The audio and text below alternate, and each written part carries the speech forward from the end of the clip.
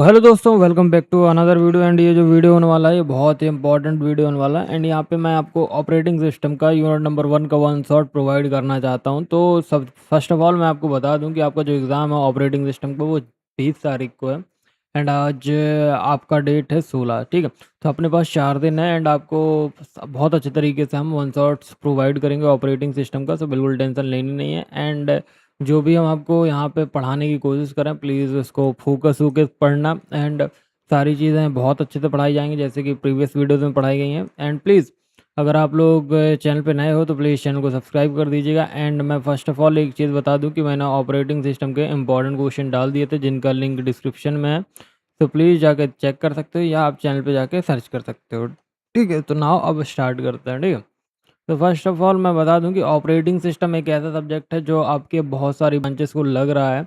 तो first of all मैं बता देता हूं ये सारी ब्रांचेस को होने वाला है, ठीक है। तो सबसे पहले मैं बता देता हूं, पहले मैं ब्रांच लिख दे रहा हूं कि कौन कौन सी ब्रांच का ऑपरेटिंग सिस्टम का एग्ज़ाम है, ठीक है। सो फर्स्ट ऑफ ऑल मैं बताता हूँ सी एस, हमारा जो सी एस है, सी एस हो गया। सी एस के साथ हमारा क्या हो गया, सी एस हो गया और डेटा साइंस हो गया, एसडी हो गया और एडी हो गया। इन ब्रांचेस का ऑपरेटिंग सिस्टम का एग्ज़ाम है। तो ये इंपॉर्टेंट क्वेश्चंस होने वाले हैं, ठीक। सो देखो मैंने आपको बता दिया कि ये किस किस ब्रांच का होने वाला है। एंड इस यूनिट में हम कवर क्या करने वाले हैं, इस यूनिट में हम आपका होल सिलेबस कवर करने वाले हैं जो आपका आरजीबीवी का सिलेबस है, ठीक है। एंड मैं एक चीज़ बता दूँ, जितनी चारों ब्रांच हैं सबका सिलेबस एग्जैक्ट सेम है, ठीक है। एंड 95% तक सभी का सिलेबस चेंज है। तो अपन स्टार्ट करते हैं। तो एक चीज़ ध्यान से समझना मेरे भाइयों कि आपको क्या क्या पढ़ना है। Introduction to operating system, operating system के फंक्शन क्या है, इवेल्यूशन कब हुआ ऑपरेटिंग सिस्टम का, डिज़ायरेबल कैरेक्टरिस्टिक एंड फीचर्स क्या हैं ऑपरेटिंग सिस्टम के, ऑपरेटिंग सिस्टम के सर्विसेज क्या हैं, टाइप ऑफ सर्विसेज क्या हैं, सर्विसेज प्रोवाइड करने के तरीके क्या हैं, utility programmes and service provide करने के तरीके यानी कि सिस्टम कॉल्स। तो नाउ अब हम हर टॉपिक में क्या आपके आरजीबीवी के एग्ज़ाम के अकॉर्डिंग ही प्रिपेयर करेंगे, जैसा कि आपको definition, type, purpose, concept and diagram, characteristic, ये सारी चीज़। तो सबसे पहला जो हमारा पहला टॉपिक है, तो ये एक इम्पॉर्टेंट टॉपिक है। तो फर्स्ट ऑफ ऑल एक चीज़ ध्यान रखना, हमारा इंट्रोडक्शन टू ऑपरेटिंग सिस्टम। तो ऑपरेटिंग सिस्टम क्या है, ऑपरेटिंग सिस्टम जो है, सपोज मान लो एक लैपटॉप है एंड लैपटॉप में क्या होता है, देखो विंडोज़ में ऑपरेटिंग सिस्टम होता है, ठीक है। मैकबुक में क्या होता है, आप लोग मेरे को कमेंट करिएगा, ठीक है। एंड एक चीज़ ध्यान रखना कि जो हमारा ऑपरेटिंग सिस्टम है ये एक सिस्टम सॉफ्टवेयर होता है जो कंप्यूटर हार्डवेयर और उसके बीच में इंटरफेस का ब्रिज का काम करता है। और ये जो कंप्यूटर होता है, कंप्यूटर के सारे रिसोर्सेज जैसे सीपीयू हो गया एंड इनपुट आउटपुट डिवाइसेस हो गया, इनको मैनेज करता है और हर एप्लीकेशन प्रोग्राम को रन करने की सुविधा प्रोवाइड करता है, ठीक है। तो सिंपल सिंपल में समझो कि जो हमारा एक क्या हो गया, ये ऑपरेटिंग सिस्टम है, ये क्या है हमारा सिस्टम सॉफ्टवेयर है। क्या है, सिस्टम सॉफ्टवेयर, ठीक है, सिस्टम सॉफ्टवेयर। एंड जो कंप्यूटर हार्डवेयर है ये इसके बीच क्या होता है, देखो रुकना एक मिनट, ये हमारा सिस्टम सॉफ्टवेयर हो गया एंड यहाँ पे हमारा क्या हो गया, हार्डवेयर हो गया, ठीक है। एंड यहाँ पे ऑपरेटिंग सिस्टम होता है। तो ये मतलब एक इंटरफेस का काम करता है, किस चीज़ का, इंटरफेस बोले तो ब्रिज। तो सिंपल भाषा में बोले तो ऑपरेटिंग सिस्टम एक ऐसा प्रोग्राम है जो सिस्टम बूट होते हैं सबसे पहले लोड होता है रैम में, जब तक सिस्टम ऑन रहता है तब तक बैकग्राउंड में चलता रहता है, इसलिए इसे रेसिडेंट प्रोग्राम्स भी कहते हैं। अब इसके पर्पज़ क्या होता है, तो पर्पज़ क्या होता है कि यूज़र और हार्डवेयर के बीच कम्युनिकेशन को इजी बनाना, यूज़र को हार्डवेयर की लो लेवल डिटेल्स जानने की ज़रूरत पड़ती है, जानने की ज़रूरत नहीं पड़ती है, ये ध्यान से समझना। जो हमारा यूज़र होता है, यूज़र और हार्डवेयर के बीच में क्या करना, कम्युनिकेशन ईजी करना, ठीक है। एंड जो हमारा यूज़र होता है, यूज़र को हार्डवेयर की लो लेवल डिटेल्स जानने की ज़रूरत नहीं पड़ती है, ठीक है। जो हमारा कंप्यूटर है, कंप्यूटर रिसोर्स जो है, जैसे सीपीयू टाइम हो गया, मेमोरी स्पेस हो गया एंड फाइल हो गया, इनपुट आउटपुट डिवाइस हो गया, इनका मतलब सीपीयू जो होता है, वो कंप्यूटर रिसोर्स जो होता है, इनका एफिशिएंट एलोकेशन और मैनेजमेंट करता है, जैसे CPU time, memory space, files और input output systems, input output device का, ठीक है। मल्टी प्रोग्राम्स या यूज़र को एक साथ कंटिन्यूसली सिस्टम को यूज़ करना पड़ता है, ठीक है, कॉन्करेंटली, ठीक है। सिस्टम को कॉन्वीनियंट इट मीन्स यूज़र के लिए आसान और इफ़िशिएंट रिसोर्सेज का बेस्ट यूज़ बनाना, यानी कि ऑपरेटिंग सिस्टम के मेन दो गोल होते हैं, ठीक है। तो मेन दो गोल क्या होते हैं? पहला है रिसोर्स मैनेज, दूसरा है मशीन या इंटरफेस एक्सटेंडेड, ठीक है। तो ओएस डिसाइड करता है कि सीपीयू, मेमोरी, डिस्क, प्रिंटर जैसे रिसोर्सेज में से कौन सा प्रोसेस कब करेगा, कितने टाइम के लिए करेगा, ताकि कॉन्फ्लिक्ट ना हो और रिसोर्सेज वेस्ट ना हो, ठीक है। ना सेकंड है एक्सटेंड मशीन इंटरफेसेस। तो ऑपरेटिंग सिस्टम जो है वो हार्डवेयर की कॉम्प्लेक्सिटी को हाइड करके यूज़र को एक सिंपल क्लीन इंटरफेस देता है, जैसे फाइल हो गया, फोल्डर हो गया, कमांड हो गया, एंड आपका क्या हो गया, एक्चुअल हार्डवेयर इंस्ट्रक्शन हो गया, ठीक है। ना एक चीज़ ध्यान रखना, जब यूज़र कोई एप्लीकेशन को रन करता है तो क्या होता है कि जो हमारा ऑपरेटिंग सिस्टम होता है तो प्रोग्राम को क्या करता है, प्रोग्राम को मेमोरी में लोड करता है, फिर सीपीयू एलोकेट करता है उस प्रोसेस का, and required input output device allocate करता है, एंड प्रोग्राम कंप्लीट होने या एरर आने पे रिसोर्स को वापस कर देता है। तो देखो, ऑपरेटिंग सिस्टम में दो दो मेन रोल हैं या गोल बोल सकते हो। First is resource manager. Operating system decide करेगा कि सीपीयू, मेमोरी, डिस्क, प्रिंटर जैसे रिसोर्स कौन सा प्रोसेस कब करेंगे एंड कितनी देर के लिए इनको सीपीयू मैनेजर रिसोर्स अलॉट होगा, ठीक है। और एक्सटेंड मशीन्स इंटरफेस, इसमें क्या होता है कि ऑपरेटिंग सिस्टम जो होता है वो हार्डवेयर की कॉम्प्लेक्सिटी को क्या करता है, हाइड करके यूज़र को एक सिंपल और क्लीन इंटरफेस दिखाता है, जैसे कि फाइल हो गया, ये सब हो गया। एंड एक चीज़ याद रखना, जो हमारा 4 स्टेप्स हैं वर्किंग के, पहला क्या है कि प्रोग्राम को मेमोरी, प्रोग्राम जो होता है हमारा, प्रोग्राम को हम किस में लोड करते हैं, मेमोरी में लोड करते हैं, देन सीपीयू एलोकेट करते हैं, required input output device allocate करते हैं, प्रोग्राम कंप्लीट होने या एरर आने पर क्या होता है, रिसोर्स वापस ले सकते हैं, ठीक है। नाउ ये हमारा डायग्राम है। तो फर्स्ट ऑफ ऑल सबसे ऊपर हमारा क्या होता है, यूज़र होता है, एंड यूज़र के नीचे हमारा एप्लीकेशन प्रोग्राम होता है, जिसमें आपका वेब ब्राउज़र, वर्ड और गेम्स आते हैं। फिर आता है आपका सिस्टम प्रोग्राम, यूटिलिटी प्रोग्राम बोलते हैं। एंड देन आपका नीचे 4th नंबर पे आपका क्या होता है, ऑपरेटिंग सिस्टम होता है। देन ऑपरेटिंग सिस्टम के नीचे आपका हार्डवेयर होता है, सीपीयू, मेमोरी। तो देखो ऊपर सबसे ऊपर देखो यूज़र सबसे ऊपर इंटरेक्ट करता है, ऑपरेटिंग सिस्टम बीच में सब कुछ मैनेज करता है, और हार्डवेयर जो होता है वो सबसे ऊपर होता है। तो देखो एक चीज़ ध्यान रखना, यूज़र हो गया, यूज़र के बाद हार्डवेयर हो गया, ऑपरेटिंग सिस्टम हो गया, सिस्टम प्रोग्राम्स हो गए, एंड एप्लीकेशन प्रोग्राम हो गए। तो सबसे ऊपर हमारा यूज़र हैंडल करेगा, नीचे हार्डवेयर, एंड उसके ऊपर ऑपरेटिंग सिस्टम।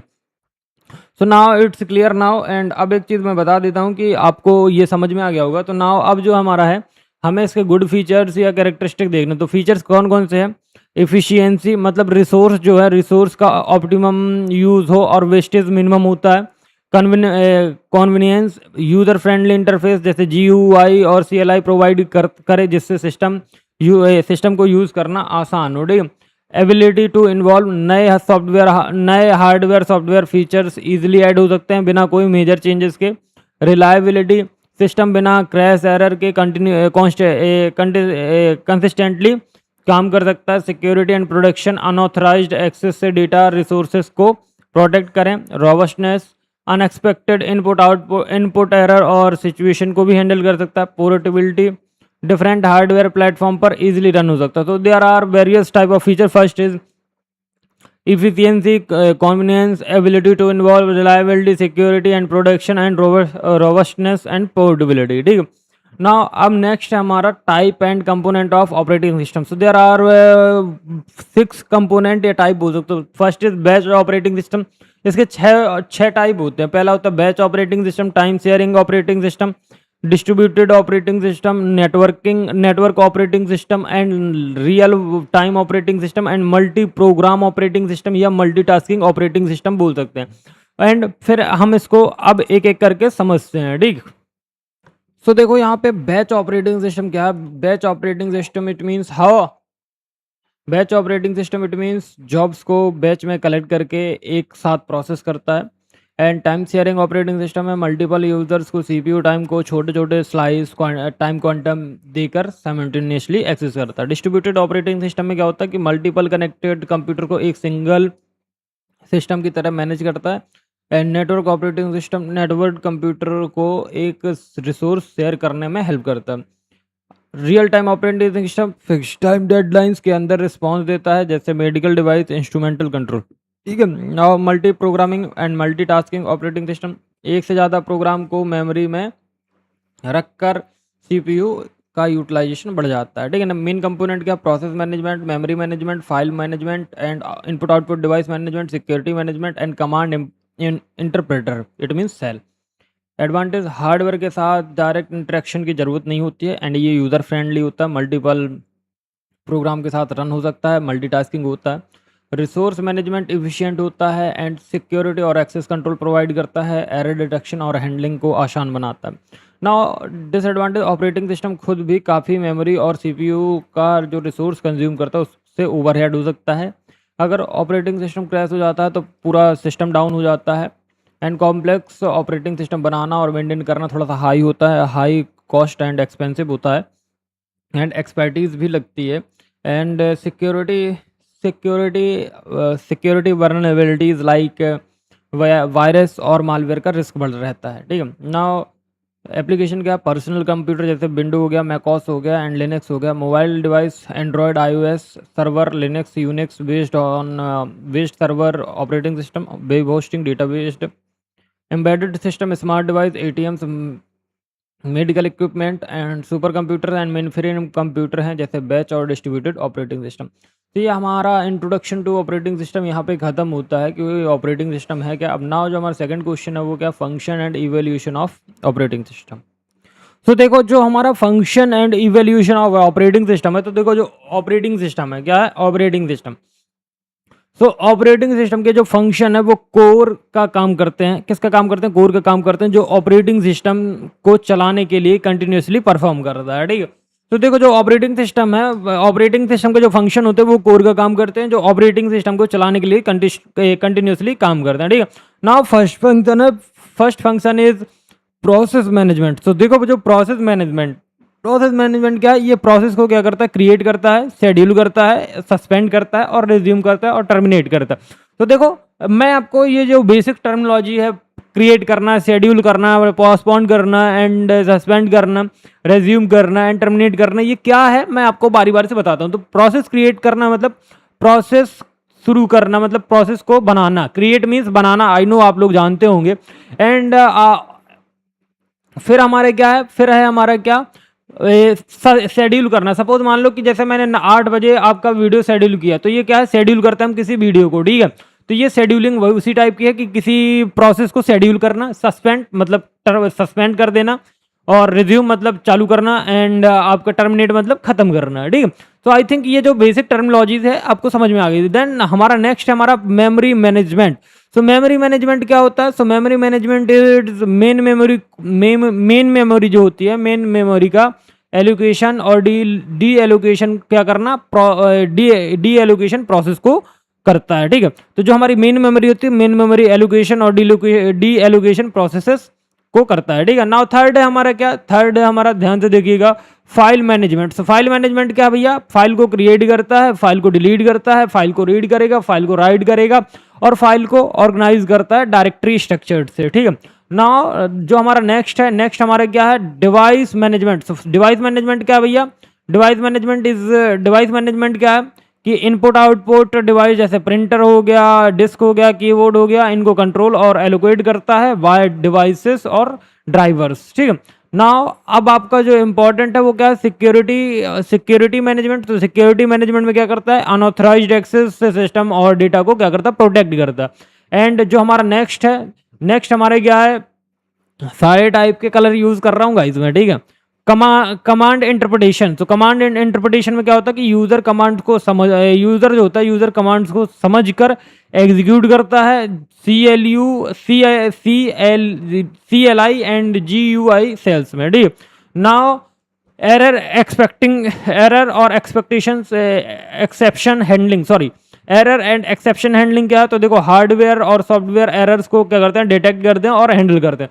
तो देखो आपको जो मैंने ये बेसिक्स फंक्शन बताएं, फर्स्ट इज आपका प्रोसेस मैनेजमेंट। प्रोसेस मैनेजमेंट क्या करता है, प्रोसेस को क्रिएट करता है, शेड्यूल करता है, सस्पेंड करता है, रिज्यूम करता है और टर्मिनेट करता है। ठीक है। मेमोरी मैनेजमेंट क्या करता है, मेन मेमोरी का एलोकेशन और डी एलोकेशन प्रोसेस को करता है। फाइल मैनेजमेंट, फाइल को क्रिएट करता है, डिलीट करता है, रीड करता है, राइट करता है, ऑर्गेनाइज करता है, एंड डायरेक्टरी स्ट्रक्चर होता है। Device management, input output device, printer, disk, keyboard को क्या करता है, कंट्रोल करता है और एलोकेट करता है बाय डिवाइसेस और ड्राइवर्स, ठीक है। सिक्योरिटी मैनेजमेंट, और अनऑथराइज्ड एक्सेस से सिस्टम और डेटा को क्या करता है, प्रोटेक्ट करता है।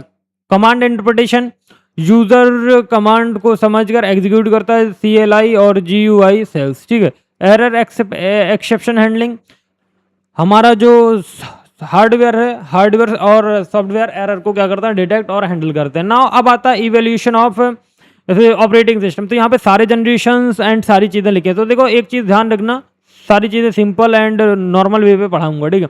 तो पर्पज़ क्या, पर्पज़ क्या कि टाइम के साथ देखो, टाइम के साथ कंप्यूटिंग नीड्स बढ़ती है, इसीलिए ऑपरेटिंग सिस्टम भी सिंपल से कॉम्प्लेक्स हो गया। ये एक इवोल्यूशन फेज में समझते हैं। तो सबसे पहले हमारे पास था series processing, then batch system के बाद मल्टी प्रोग्राम्ड, और मल्टी प्रोग्राम्ड के बाद हम बैच सिस्टम के नीचे हमारे क्या है, टाइम शेयरिंग के बाद multi processor and distributed and modern operating system, ठीक है। तो नाउ यहाँ पे देखो जनरेशन देखो एंड टाइम पीरियड देखना एंड आपका की फीचर देखना। तो जो फर्स्ट जनरेशन का ऑपरेटिंग सिस्टम था वो 1940 से 50 में था। इसका क्या था, vacuum tubes, no operating system, machine language में मैनुअली ऑपरेशंस किए जाते थे एंड सीरियल प्रोसेसिंग होती थी। नाउ सेकंड है हमारा, सेकंड जो टाइम का पीरियड है वो क्या है, सेकंड जनरेशन 1950 से 1960 तक, ये ट्रांजिस्टर और बैच प्रोसेसिंग। देखो यहाँ पर क्या था, ट्रांजिस्टर और बैच प्रोसेसिंग ऑपरेटिंग सिस्टम आया था। जॉब को बैच में पंच करके प्रोसेस करता था। मान लो जैसे बहुत सारी जॉब हैं, J1 J2 जो J3 और JN तक हैं, डॉट एंड। तो जी ये जो इनको है, तो इनको क्या करेगा, इनका एक बैच बनाएगा, देन फिर क्या करता था, प्रोसेस करता था, ठीक है। नाउ अब हमारा जो नेक्स्ट है वो हमारा क्या है, नेक्स्ट जो हमारी जनरेशन है वो क्या है, थर्ड जनरेशन।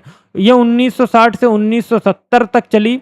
ये ICS और मल्टी प्रोग्रामिंग और टाइम शेयरिंग ऑपरेटिंग सिस्टम आए, मल्टीपल यूजर्स और जॉब साइमल्टेनियसली प्रोसेस कर सकते हैं, ठीक है। अब आता है हमारा कौन सा, अब हमारा जो थर्ड मतलब फोर्थ जनरेशन था, थर्ड जनरेशन के बाद फोर्थ जनरेशन आई, ये 1980 से 1990 के बीच में आई। यहाँ पे माइक्रो प्रोसेसर, PC और operating system, MS DOS, Windows और GUI का इंट्रोडक्शन हुआ, ठीक है।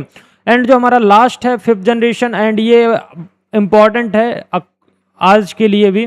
तो देखो यहाँ पे फिफ्थ जनरेशन 2000 से आज तक चल रही है, जिसमें modern operating system, distributed network, mobile, cloud based operating system, Android, iOS and cloud system जैसे क्या है, फीचर्स आए हैं। तो ये हमारा जो है, ये हमारे क्या है, फंक्शन तो मैंने बता ही दिए हैं, इवोल्यूशन ऑफ ऑपरेटिंग सिस्टम भी आपको बता दिया, ठीक है। तो यहाँ पे हमारा function and evolution of operating system खत्म होता है। नाउ अब हमारा जो नेक्स्ट टॉपिक है, ऑपरेटिंग सिस्टम की सर्विसेज क्या। तो देखो ऑपरेटिंग सिस्टम कौन कौन सी सर्विसेज को प्रोवाइड करता है, भैया ये बता देना थोड़ा हमको। तो देखो एक चीज़ समझना कि जो हमारा ऑपरेटिंग सिस्टम है वो फंक्शन फैसिलिटीज़ है। क्या है, फंक्शन है। जो देखो ऑपरेटिंग सिस्टम सर्विसेज वो फंक्शन या फैसिलिटीज हैं जो ऑपरेटिंग सिस्टम यूजर्स और एप्लीकेशन प्रोग्राम को कन्वीनियंट और इफिशियंट वे में कंप्यूटर यूज करने के लिए प्रोवाइड करता है, ठीक है। क्या करता है, कंप्यूटर में प्रोवाइड करता है, ठीक है। नाउ नेक्स्ट जो है हमारा पर्पस क्या है। तो पर्पस बहुत ज़्यादा सिंपल है। फर्स्ट है प्रोग्राम को इजीली क्या करता है, एग्जीक्यूट करना, ठीक है।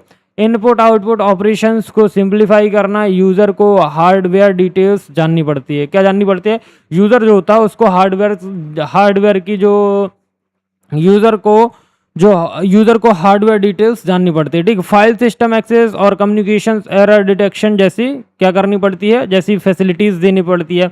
तो देखो जो हमारा ऑपरेटिंग सिस्टम सर्विसेज है ये क्या है, इसका पर्पस क्या है कि फाइल सिस्टम एक्सेस करना, कम्युनिकेशन करना, एरर डिटेक्ट करना, ऐसी फैसिलिटी प्रोवाइड करता है, ठीक है ना। फिर क्या है, सिस्टम रिसोर्सेज का फेयर और सिक्योर एलोकेशन क्या करना, इंश्योर करना, ठीक है। नाउ एक चीज़ देखना, वर्किंग कॉन्सेप्ट इसका क्या है। देखो I think operating system services क्या होती हैं तुमको समझ में आ गया है। अगर नहीं आया है तो आगे हम बात करेंगे। तो देखो एक चीज़ देखना, मैं आपको टाइप ऑफ सर्विसेज भी बताऊंगा, ठीक है। तो देखो वर्किंग क्या है, working is just simple and इसमें कोई ज़्यादा बड़ी बात नहीं है। तो देखो वर्किंग क्या है इसकी, जब भी किसी प्रोग्राम या यूज़र को जब भी किसी प्रोग्राम या यूज़र को ऑपरेटिंग सिस्टम से कोई काम करवाना होता है तो वो सर्विस को क्या करता है, रिक्वेस्ट भेजता है एंड ऑपरेटिंग सिस्टम की सर्विसेज की रिक्वेस्ट को प्रोसेस करता है और रिक्वायर्ड सर्विस प्रोवाइड करता है। या तो यूटिलिटी प्रोग्राम के थ्रू होगा या तो सिस्टम कॉल के थ्रू होगा, ठीक है। तो ये दो तरीके से होता है। देखो जो हमारा वर्किंग कॉन्सेप्ट है वो क्या है कि जब भी कोई प्रोग्राम या यूज़र ऑपरेटिंग सिस्टम से काम निकलवाना चाहता है, मतलब कोई काम करवाना चाहता है, जैसे फाइल ओपन करवानी है, प्रिंट करवानी है या मेमोरी लेना है, तो क्या करते हैं कि जो हमारा ऑपरेटिंग सिस्टम है वो सर्विसेज को क्या करता है, रिक्वेस्ट भेजता है। ऑपरेटिंग सिस्टम की सर्विसेज मतलब ऑपरेटिंग सिस्टम इस रिक्वेस्ट को क्या करता है, प्रोसेस करता है। मान लो हमने पहला सर्विस भेजी, ठीक है, पहला हमने सर्विस भेजी, दूसरे में क्या होगा, सर्विस जो हमने रिक्वेस्ट भेजी है उसको प्रोसेस किया जाएगा एंड रिक्वायर्ड सर्विस प्रोवाइड की जाएगी, ठीक है। ये यूटिलिटी प्रोग्राम के थ्रू या सिस्टम कॉल्स के थ्रू ही पॉसिबल है, ठीक है। तो आई थिंक कितना क्लियर होगा नाउ। अब आगे बढ़ते हैं, ऑपरेटिंग सिस्टम की सर्विसेज का ओवरव्यू देखते हैं, ठीक है। तो देखो सबसे पहले हमारा क्या होता है, हमारा होता है यूज़र एप्लीकेशन प्रोग्राम। तो ये सर्विस, देखो यहाँ पे सर्विस रिक्वेस्ट हो गया एंड आपका नीचे क्या प्रोवाइडेड बाय और नीचे आपका हार्डवेयर है, ठीक है। तो फर्स्ट जो है हमारा वो क्या है, यूज़र एप्लीकेशन एंड प्रोग्राम है एंड नीचे हमारा क्या ऑपरेटिंग सिस्टम की सर्विसेज हैं एंड फिर यूटिलिटी प्रोग्राम है, सिस्टम कॉल्स है एंड नीचे हमारा हार्डवेयर है। तो देखो ऐसे याद कर सकते हो, ऊपर हमारा यूज़र होगा, यूज़र के नीचे जस्ट आपका ऑपरेटिंग सिस्टम की सर्विसेज होंगी एंड ये ऑपरेटिंग सिस्टम के सर्विसेज के नीचे कौन कौन सी सर्विसेज प्रोवाइड करते हैं, या तो हमारा यूटिलिटी प्रोग्राम होगा या तो सिस्टम कॉल होगा एंड इन दोनों के नीचे हमारा हार्डवेयर होता है। नाउ टाइप ऑफ सर्विसेज या सर्विसेज समझते हैं। तो फर्स्ट इज प्रोग्राम एग्जीक्यूशन। तो प्रोग्राम एग्जीक्यूशन क्या होता है, प्रोग्राम को मेमोरी में क्या करना होता है, लोड करना होता है एंड प्रोग्राम को लोड करने के बाद रन करते हैं और नॉर्मली या एबनॉर्मली टर्मिनेट करना होता है। तो देखो एक चीज़ याद रखना, हमने क्या किया, हमें प्रोग्राम का एग्जीक्यूशन करना है, क्या करना है, एग्जीक्यूशन।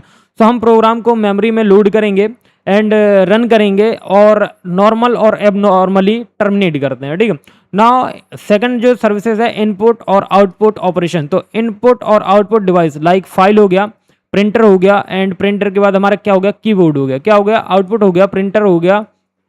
देखो इनपुट आउटपुट डिवाइसेस हो गए, जैसे फाइल, प्रिंटर, कीबोर्ड के साथ क्या कर सकते हैं, इंटरेक्शन हैंडल करना, क्योंकि यूज़र डायरेक्ट हार्डवेयर कंट्रोल नहीं कर सकता है, ठीक है।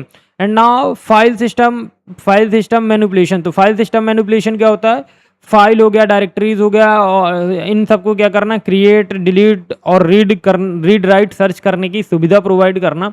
And communication. तो कम्युनिकेशन में क्या कि एक प्रोसेस से दूसरे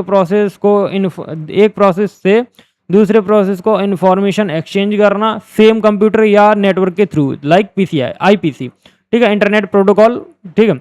एंड एरर कंट्रोल में क्या करते हैं, सीपीयू हो गया, मेमोरी हो गया, इनपुट आउटपुट डिवाइस हो गया, ये यूज़र प्रोग्राम में होने वाली एरर्स को क्या करते हैं, डिटेक्ट करते हैं एंड हम क्या करते हैं, रिपोर्ट करते हैं, ठीक है। नाउ अब आता है आपका रिसोर्स एलोकेशन। सो रिसोर्स एलोकेशन क्या होता है, मल्टीपल यूजर्स या जॉब के बीच में सीपीयू मेमोरी डिवाइस का फेयर एलोकेशन होता है।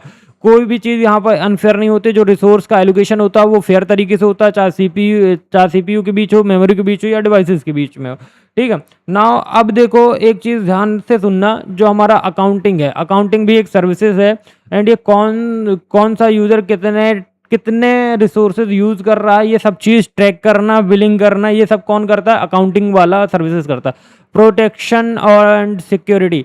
सो डेटा और रिसोर्सेज को अनऑथराइज्ड एक्सेस से सिक्योर करना, जैसे अनऑथेंटिकेशन और परमिशन। तो देखो मान लो अगर आप अनऑथराइज्ड एक्सेस ले रहे हो तो आपको क्या किया जाएगा, अनऑथराइज्ड एक्सेस नहीं दिया जाएगा, बिकॉज प्रोटेक्शन और सिक्योरिटी का बहुत ज़्यादा ध्यान दिया जाता है, ठीक है। ना अब हमारा जो नेक्स्ट है वो है हमारा क्या, नेक्स्ट है हमारा यूज़र एडवांटेज। तो यूज़र को कॉम्प्लेक्स हार्डवेयर और यूज़र को कॉम्प्लेक्स हार्डवेयर ऑपरेशन से बचाता है, सिंपल इंटरफेस मिलता है। क्या मिलता है, सिंपल इंटरफेस मिलता है। एंड मैंने पता नहीं कौन सा पेन सेलेक्ट कर लिया भाई, आई डोंट नो, थोड़ा सा लाइट वेट चाहिए, हाँ ठीक है। सो फिर क्या है, efficient resource sharing multiple users program के बीच होता है एंड स्टैंडर्डाइज्ड वे से प्रोग्राम जो होता है वो एग्जीक्यूट, कम्युनिकेशन और फाइल्स एक्सेस कर सकते हैं, क्या कर सकते हैं, फाइल एक्सेस कर सकते हैं। एंड हमारा जो सिस्टम सिक्योरिटी है उसको, सिस्टम सिक्योरिटी और एरर हैंडलिंग क्या होती है, इम्प्रूव होती है। तो एक चीज़ ध्यान रखना, इसके एडवांटेज क्या है, यूज़र जो है, यूज़र को कॉम्प्लेक्स हार्डवेयर ऑपरेशन से बचाता है, सिंपल इंटरफेस मिलता है, efficient resource sharing multiples user program के बीच में होते हैं, स्टैंडर्डाइज्ड वे से प्रोग्राम एग्जीक्यूट, कम्युनिकेट और फाइल्स एक्सेस कर सकता है, ठीक है। नाउ सिस्टम सिक्योरिटी और एरर हैंडलिंग इंप्रूव होती है। नाउ डिसएडवांटेज क्या है, हर सर्विसेज रिक्वेस्ट के हर सर्विसेज हर सर्विस रिक्वेस्ट एक overhead extra processing time add करती है, ठीक है। ज़्यादा सर्विसेज ज़्यादा कॉम्प्लेक्सिटी, ज़्यादा चांस ऑफ बग वल्नरेबिलिटी के होते हैं, ठीक है। कभी कभी जो होता है सर्विसेज का मिसमैनेजमेंट से रिसोर्स कॉन्फ्लिक्ट हो सकता है, ठीक है। ना लास्ट है हमारा एप्लीकेशन। तो एप्लीकेशन क्या कि file manager, file services use करके print spoolers, input output device, chat message app, communication services, IPC, antivirus security, software protection services, task manager, resource monitor and आपका अकाउंटिंग डिवाइसेस। तो देखो ये जो है हमारा क्या हो गया, ये हमने पढ़ लिया हमारा ऑपरेटिंग सिस्टम की सर्विसेज। एंड नाउ नेक्स्ट है हमारा क्या, नेक्स्ट देखो हमारा है वे ऑफ प्रोवाइडिंग सर्विस। तो देखो दो मेन तरीके होते हैं, first is utility programme and second is system call. अब हम ये देखो दो वे होते हैं प्रोवाइड सर्विसेज, तो कौन कौन से वे होते हैं, यूटिलिटी प्रोग्राम और सिस्टम कॉल। तो ये कैसे प्रोवाइड करते हैं, तो देखो समझो, डेफिनेशन समझो, जो यूटिलिटी प्रोग्राम है इसको हम सिस्टम यूटिलिटीज बोलते हैं, यूटिलिटीज भी बोल सकते हैं। तो यूटिलिटी प्रोग्राम छोटे हेल्पर प्रोग्राम होते हैं, क्या होते हैं, छोटे हेल्पर प्रोग्राम होते हैं जो ऑपरेटिंग सिस्टम के साथ आते हैं और यूजर को specific maintenance management task perform करने में हेल्प करते हैं, जैसे फाइल को कॉपी करना, डिस्क फॉर्मेट करना या कंप्रेस करना। तो जो हमारा यूटिलिटी प्रोग्राम है ये एक छोटे हेल्पर प्रोग्राम होते हैं, क्या होते हैं, छोटे हेल्पर प्रोग्राम होते हैं जो ऑपरेटिंग सिस्टम के साथ आते हैं और यूजर को specific maintenance management task process करने में हेल्प करते हैं, जैसे आपकी फाइल को कॉपी करना, फाइल को कट करना, डिस्क फॉर्मेट में करना एंड कंप्रेस करना, पेस्ट करना, ये सारी चीजें। तो इसका पर्पस क्या होता है, रूटीन रिपीटेटिव टास्क को इजी और fast banana and user complex को कमांड लिखने से बचाना, डायरेक्ट टूल जीयूआई प्रोवाइड करना, सिस्टम मेंटेनेंस जैसे disc cleanup, backup, antivirus scan and in सबको क्या करना, सिंप्लीफाई करना, ठीक है। वर्किंग कॉन्सेप्ट का यूटिलिटी प्रोग्राम ऑपरेटिंग सिस्टम के टॉप लेयर पर रन होते हैं, क्या होते हैं, टॉप लेयर पर रन होते हैं। एप्लीकेशन लेवल और इंटरनली सिस्टम कॉल्स ही यूज करते हैं अपना काम पूरा करने के लिए, ठीक है। एंड नाउ यूजर इन प्रोग्राम्स को क्या करता है, डायरेक्टली लॉन्च करता है, जैसे डबल क्लिक हो गया या कमांड से, ठीक है। नाउ एक चीज ध्यान रखना, अब हमारा आता है type of utility programme. So first is file management utility. तो फाइल मैनेजमेंट यूटिलिटी क्या होता है, इसका काम देखो, तो फाइल को एक्सप्लोर करना या फाइंड करना, कॉपी करना, मूव करना, डिलीट करना, रिनेम करना एंड क्रिएट करना, ये हमारा काम होता है। डिस्क मैनेजमेंट का काम क्या होता है, डिस्क मैनेजमेंट यूटिलिटी इसका काम होता है डिस्क का डिफ्रेगमेंटर करना, डिस्क को क्लीन करना, फॉर्मेटिंग टूल करना। बैकअप यूटिलिटी डेटा को बैकअप करना, डेटा को रिस्टोर करने के लिए, ठीक है। कंप्रेशन यूटिलिटी में क्या होता है कि विन आर 7 जिप फाइल्स को कंप्रेस करना या डिकम्प्रेस करना। सिक्योरिटी यूटिलिटी एंटीवायरस हो गया, फायरवॉल्स और सॉफ्टवेयर, ठीक है। सिस्टम मॉनिटर और utility, system monitor and utility मतलब task manager, CPU, RAM, ROM, process and uses को देखना। एंड नाउ अब हम बात करते हैं कि भैया इसके एडवांटेज बता दो। सो फर्स्ट एडवांटेज है इजी टू यूज होता है, जीयूआई बेस्ड होता है, नॉन टेक्निकल यूजर्स भी इसको यूज कर सकते हैं, टाइम बचता है और रूटीन मेंटेनेंस टास्क में यूज होता है एंड सिस्टम परफॉर्मेंस और रिलायबिलिटी इंप्रूव होती है, ठीक है। नाउ अब बात करते हैं डिसएडवांटेज। तो लिमिटेड फंक्शनैलिटी होती है, कस्टमाइज करना मुश्किल होता है, extra disc space memory consume करता है, कभी कभी थर्ड पार्टी यूटिलिटीज सिक्योरिटी के रिस्क ले सकते हैं, ठीक है ना। एप्लीकेशन का फर्स्ट इज डिस्क का क्लीनअप करना, antivirus scanning, file compression, system backup, driver update, ये सब क्या होते हैं, एवरीडे कंप्यूटर मेंटेनेंस में यूज होते हैं ना। अब हमारा आता है सिस्टम कॉल, ठीक है।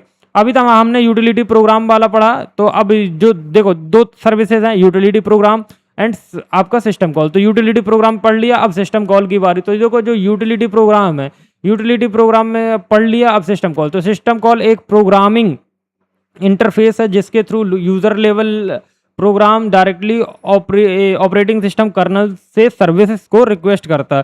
तो एक बात समझना, जो हमारा क्या है डेफिनेशन है, तो ये सिस्टम कॉल्स एक प्रोग्रामिंग इंटरफेस है जिसके थ्रू यूजर लेवल प्रोग्राम जो होता है वो डायरेक्टली ऑपरेटिंग सिस्टम कर्नल से सर्विसेज रिक्वेस्ट कर सकता है, जैसे फाइल को ओपन करना, प्रोसेस क्रिएट करना, मेमोरी एलोकेट करना। ये सब यूजर मोड और कर्नल मोड के बीच का एक गेटवे होता है, ठीक है। नाउ अब बात करते हैं हम किसकी पर्पस की। तो पर्पस क्या है कि एप्लीकेशन प्रोग्राम को हार्डवेयर हो गया, ऑपरेटिंग सिस्टम हो गया एंड रिसोर्सेज हो गया, इनको क्या करना, कंट्रोल करना एंड सिक्योर एक्सेस देना, ठीक है। डायरेक्ट हार्डवेयर एक्सेस को रोकना सिक्योरिटी के लिए को सब कुछ ऑपरेटिंग सिस्टम के थ्रू ही होता है, एंड प्रोग्रामर को low level system operating system के लिए स्टैंडर्ड इंटरफेस प्रोवाइड करना, ठीक है ना। अब देखो वर्किंग क्या है। तो जब प्रोग्राम को कोई ऑपरेटिंग सिस्टम चाहिए होता है तो वो सिस्टम कॉल्स इंस्ट्रक्शन को एग्जीक्यूट करता है। इससे क्या होता है, मोड स्विच होता है एंड यूजर मोड से कर्नल मोड में जाता है, एंड कर्नल जो होता है, कर्नल रिक्वेस्ट को क्या करता है, प्रोसेस करता है एंड सर्विस परफॉर्म करता है, और जो हमारा रिजल्ट होता है वो यूजर को प्रोग्राम को रिटर्न कर देता है। दोस्तों एक चीज ध्यान समझना, जो हमारा प्रोग्राम है, प्रोग्राम का कोई देखो अगर प्रोग्राम को कोई भी ऑपरेटिंग सिस्टम चाहिए होता है तो वो एक सिस्टम कॉल इंस्ट्रक्शन एग्जीक्यूट करता है। क्या एग्जीक्यूट करता है, सिस्टम कॉल्स इंस्ट्रक्शन एग्जीक्यूट करता है। इससे क्या होता है, मोड स्विच होता है। तो यूजर मोड से ये कर्नल मोड में स्विच होता है, और कर्नल रिक्वेस्ट को क्या करता है, प्रोसेस करता है और सर्विस परफॉर्म करता है, जैसे रिजल्ट वापस और प्रोग्राम को रिटर्न करना। तो सबसे पहले आता है यूजर प्रोग्राम, यूजर मोड। तो इसमें क्या होता है, सिस्टम कॉल ट्रिगर होता है, ठीक है। ट्रैप टू कर्नल, यहाँ पे मोड स्विच होता है और kernel execute service kernel mode आता है, रिजल्ट रिटर्न करता है किसको, बैक टू द यूजर। तो यूजर मोड सिस्टम कॉल को ट्रिगर करेगा, यहाँ पे मोड स्विच होगा, कर्नल मोड में आएगा, रिजल्ट रिटर्न करेगा back to the user mode, ठीक है ना। टाइप क्या है, तो देखो सबसे पहले आता है प्रोसेस कंट्रोल। प्रोसेस कंट्रोल का काम क्या होता है, प्रोसेस को क्रिएट करना, टर्मिनेट करना, लोड करना, एग्जीक्यूट करना, ये सब करना। एग्जाम्पल फॉर्क, एग्जिट और EXEC। फाइल मैनेजमेंट में क्या होता है, फाइल मैनेजमेंट में होता है फाइल को हम क्रिएट करते हैं, ओपन करते हैं, रीड करते हैं, क्लोज करते हैं, डिलीट करते हैं। Open, read, right and close, ठीक है। नाउ डिवाइस मैनेजमेंट में क्या होता है, डिवाइस को रिक्वेस्ट करते हैं, रिलीज करते हैं, रीड करते हैं, राइट करते हैं, ठीक है। आयोक्टल, रीड और राइट, ठीक है। इंफॉर्मेशन मेंटेनेंस, सिस्टम डेटा जैसे टाइम हो गया, टाइम के बाद आपका क्या होगा, डेटा प्रोसेस आईडी हो गया, गेट सेट करना, ये सब हो गया, ठीक है। जैसे गेट पिड और अलार्म और टाइम। कम्युनिकेशन में क्या होता है, कम्युनिकेशन में होता है आपका प्रोसेसेस के बीच मैसेज पास करना, IPC, पाइप हो गया, सेंड हो गया एंड रिसीव हो गया। प्रोटेक्शन, रिसोर्सेज की access control, set, get, ready करना, CHMOD एंड काउंट। तो ये सारे चीज़ क्या है, ये आपकी टाइप है। तो टाइप ऑफ सिस्टम कॉल्स, तो first is process control, second is आपका file management, device management, information maintenance, communications and production. Now last है आपका एडवांटेज, तो सिक्योर और controlled access to hardware and operating system resources, standard interface, different program same base से operating system use कर सकते हैं। Hardware independence, और programmer को हार्डवेयर डिटेल जाननी जरूरी नहीं होते। ना डिसएडवांटेजेस, तो डिसएडवांटेजेस देख लेते हो। तो मोड स्विचिंग, जैसे यूजर टू कर्नल और कर्नल टू यूजर में टाइम लगता है एंड ओवरहेड क्रिएट होता है। डायरेक्टली यूज करना थोड़ा सा कॉम्प्लेक्स होता है, लो लेवल और एरर प्रोन फॉर बिगनर। गलत यूज करने से सिस्टम क्रैश या सिक्योरिटीज के इश्यू हो सकते हैं, ठीक है ना। एप्लीकेशन क्या, हर एप्लीकेशन जैसे ब्राउजर हो गया, टेक्स्ट हो गया, एडिटर, गेम हो गया, ये इंटरनली सिस्टम कॉल्स यूज करते हैं। फाइल ओपन करना, मेमोरी को एलोकेट करना, नेटवर्क कनेक्शन बनाने या प्रोसेस क्रिएट करने के लिए, ठीक है। कंपाइलर, डिवाइस ड्राइवर्स और सेल प्रोग्राम्स भी हेविली सिस्टम कॉल्स पर डिपेंड होते हैं। तो ये देखो, ये यहाँ पे तुम्हारा यूनिट नंबर फर्स्ट हमने यहाँ पे ख़त्म कर दिया है, एंड बाकी टेंशन लेना नहीं है, एंड ये आपको नोट्स प्रोवाइड कर दी जाएंगे, एंड जितना आपका सिलेबस था उतना हमने कवर कर दिया, ठीक है। जितना आपका सिलेबस था यूनिट नंबर 1 का, एंड मैंने वो सारा कंप्लीट कर दिया है। सो अब आपको ये नोट्स कहाँ मिलेंगे? नोट्स आपको टेलीग्राम के टेलीग्राम एंड व्हाट्सएप चैनल पे मिल जाएंगे। तो टेलीग्राम एंड व्हाट्सएप चैनल का लिंक डिस्क्रिप्शन में है, तो प्लीज़ जाके ज्वाइन कर लो। एंड बाकी एक चीज़ मैं बताना चाहूँगा कि ये है हमारा यूनिट नंबर सेकंड, जो कि 2 पार्ट में है आई थिंक। पहला है process management and IPC.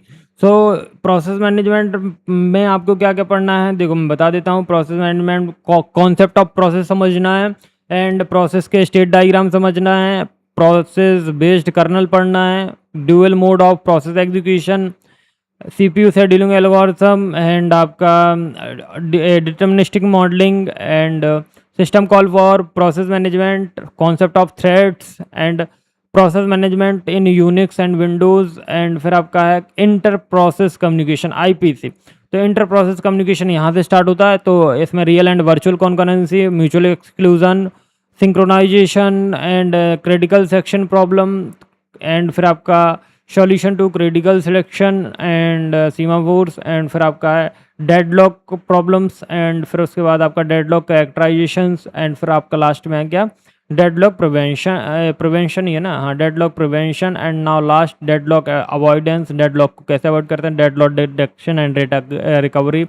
IPC in Unix and window, तो IPC in Unix and IPC in window, and आपका क्विक रिवीजन भी है। तो बाकी आपको कितने कितने टॉपिक पढ़ने हैं, तो 21 टॉपिक्स पढ़ने हैं आपको यूनिट नंबर सेकंड में।